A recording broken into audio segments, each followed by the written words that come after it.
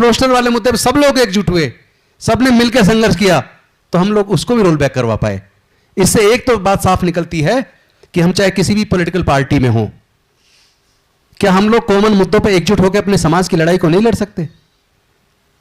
क्या हम अपनी पार्टियों में बैठ के भी अपने समाज की न्याय की आवाज को नहीं उठा सकते? कोई कहता जी टिकट काट देंगे, भाई किस किस का काटेंगे? जिसको भी टिकट दें उसी को न्याय की आवाज को उठाना चाहिए। जब हर कोई जो भी आएगा वही बोलेगा, तो मुझे नहीं लगता फिर किसी को टिकट कटने की चिंता होनी चाहिए। तो इसलिए मैंने उस टीवी चैनल वाले को कहा था, जो ये कह रहा था कि बोलोगे तो आप खत्म हो जाओगे, आपका टिकट कट जाएगा, आपको हटा दिया जाएगा, तो मैंने कहा था कि अगर नहीं बोलेंगे तो फिर किसी भी लायक नहीं रहेंगे, पूरा समाज थूकेगा हमारे ऊपर। क्योंकि हम लोग, जो लोग आज मंत्री बने बैठे हैं या कोई सांसद या एमएलए बना बैठा है, तो वो ये बात भूल जाए कि वो अपनी ताकत से बन के आया है, वो भूल जाए कि वो अपनी काबिलियत से बन के आया है। अगर ये रिजर्वेशन ना होता तो एमपी एमएलए मंत्री बनने तो दूर की बात है, कोई गांव का प्रधान ना बनने दे।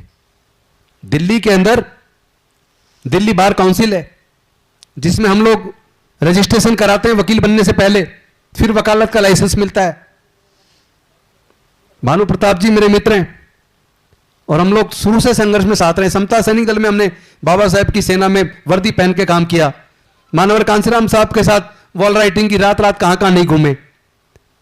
तो उस संघर्ष से मैं एक बात तो कह सकता हूं कि बार काउंसिल में 25 लोग हैं, हमारे यहां दिल्ली बार काउंसिल में 25 लोग हैं। चूंकि हमारा रिजर्वेशन नहीं है, आज तक का इतिहास है एक भी शेड्यूल कास्ट बार काउंसिल का चुनाव नहीं जीत पाया। यह मैंने एग्जाम्पल इसलिए दिया है, बहुत से लोग कहते हैं कि मैं अपनी काबिलियत से मंत्री बनाऊं, एमएलए बनाऊं, एमपी बनाऊं। 25 में एक आदमी नहीं जीता पा रहे हम, जबकि कम से कम 8-10 हजार वकील तो हमारे लोग होंगे, एक नहीं जीता पाए आज तक। यानी यह सीधा सा एग्जाम्पल है कि अगर यह रिजर्वेशन खत्म हो जाए तो शायद एक एमएलए बनाना बड़ा मुश्किल हो जाएगा।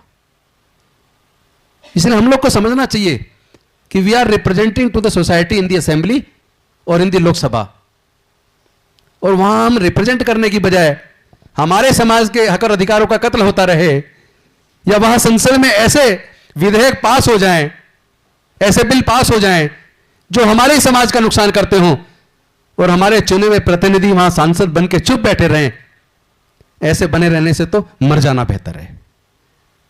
ऐसे मंत्री बनने का कोई फायदा नहीं कि आप उसी कैबिनेट में हो